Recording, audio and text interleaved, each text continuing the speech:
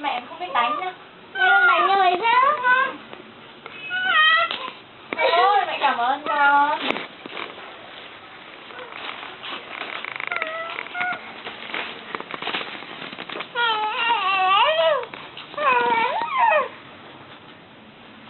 Một phiên bản mới thế.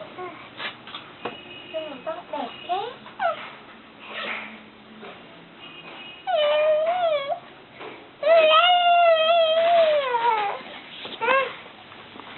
Cái này bố làm con mất thì ốc kia này này tìm mãi mới được đấy. Ốc nào? Xem bố để trong túi không? Gì á? Cái gì mà kính? Đây nhìn rõ thang điểm rồi. Mình dám nghiện lợi. Mình lên làm cây sơ bò cho ông xem này. Mình dám nghiện lợi. Bò đâu? Bò đâu? Chưa bò đứng cắm đầu xuống. Cong đít lên, cắm đầu xuống. Yếu ổn này, yếu ớt chứ, nó thả chứ nha. Ô, nó ra được nha. Được. Trồng bông lên. Đấy.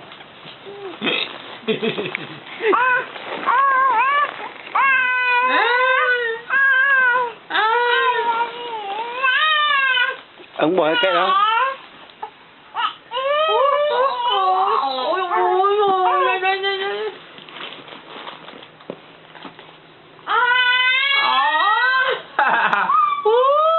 Đây này, đây mà, đây mà, đây mà, đây, đây nè.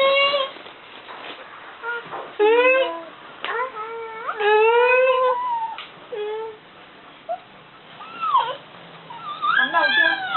Cắm đầu rồi nè. Để dân đâu? Để thả để em mới vỡ ra cái gân này, em mới vỡ. Để em mới vỡ. Cong cái đít lên, cong cái chân. Không, đi tới như không chưa phải đang đạp chân được. Chưa đạp chân dưới tay được nha. Ốm chứ không ốm thì chắc cũng đẩy được đít rồi. Ốm một tháng trời. Cười nè.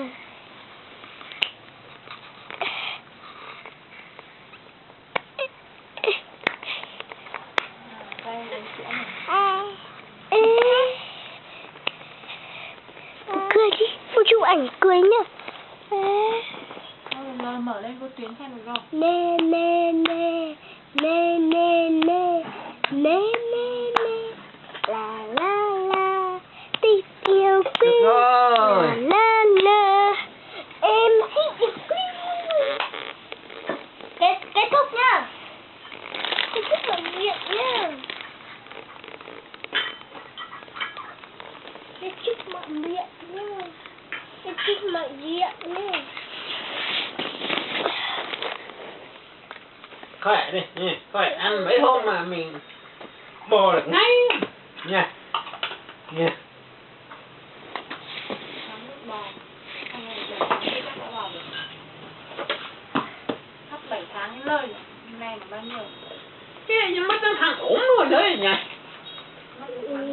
Mất thằng ốm rồi. Hơn 1 tháng. Hai mấy nhỉ? Một Tết là vào mùng 10 mà ốm trước đấy. Mấy tháng một ốm. Ốm từ 21. 21 âm. Ốm ông lên hoa. 21 âm Đi lịch. khám rồi còn nhìn này. Nha. 21 âm lịch. 21 âm lịch. Đã đi khám rồi. Ôi trời ơi. Hả? Nào muốn đi ra để con lấy khăn lau mũi nào.